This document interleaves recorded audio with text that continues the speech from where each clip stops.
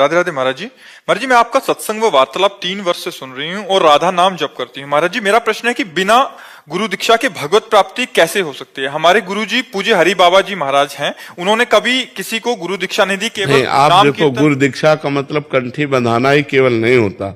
जैसे हम कह रहे हैं कि आप राम राम जपो, आप राधा राधा जपो, आप कृष्ण कृष्ण जपो, आपने वो बात मान ली, आप राम राम जपने लगे, आप राधा राधा जपने, तो संत के मुख से निकला मंत्र मूलम गुरु वाक्यम, जो संत के वाक्य निकले उनको हमने मान लिया, हो गया गुरु। गुरु मानने का मतलब होता है कि किसी महापुरुष के मुख से हमने वचन सुन लिए और अपना चल दिए। अच्छा, ऐसे कंठी बना लो, हमारी बात ना मानो तो क्या शिष्य हो गए क्या?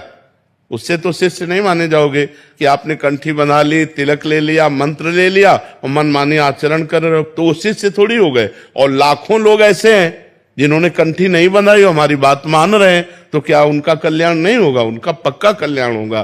तो गुरु संबंध का मतलब होता है किसी महापुरुष के वाक्यों पर विश्वास करके परमार्थ में चल देना। मेघ जैसे बराबर वर्षा करते हैं, ऐसे संत की कृपा बराबर सब पर होती है। बस उनके वाक्यों को मानकर जो चल पड़ा वही उनका लाभ ले सकता है, और जो उनके वाक्यों की अवहेलना कर दी वो लाभ नहीं ले सकता। बस ये बात है, चाहे कंठी बंधाओ चाहे कंठी ना बंधाओ। पूनम जी। राधा मंडप श्री हरिवंश। श्री हरिवंश महाराज जी। महाराज जी, आपका नाम जप वाला वीडियो देखा और अभी 10-15 दिन पहले से मैं नाम जप काउंटर से शुरू कर दिया। महाराज जी, मैं पूछना चाहता हूँ, मैं एक महत्वाकांक्षी लड़की हूँ, मैं एक दिन भारत देश की राष्ट्रपति बनना चाहती हूँ। इसके लिए मुझे कितना नाम, रहती जर्मनी में हूँ।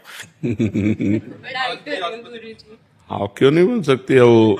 तो हम इसमें इस तुम्हारी महत्वाकांक्षा को काटते नहीं है, लेकिन इसके लिए बहुत बड़ा तप चाहिए।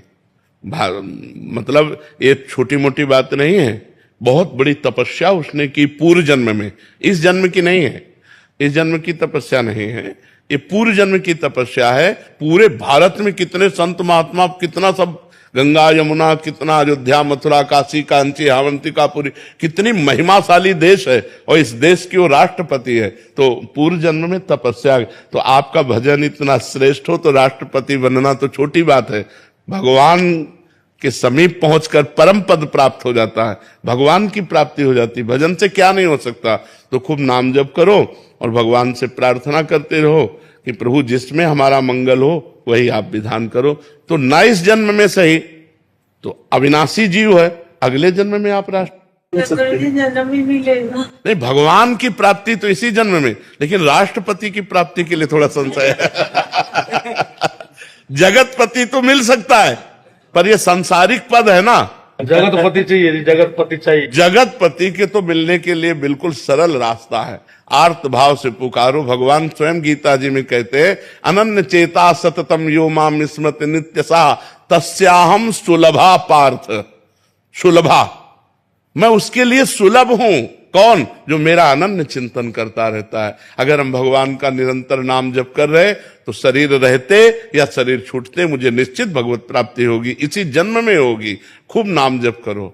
मुदित जी, फरीदाबाद। राधे राधे बाबा। राधे राधे महाराज जी। महाराज जी, हमें दूसरों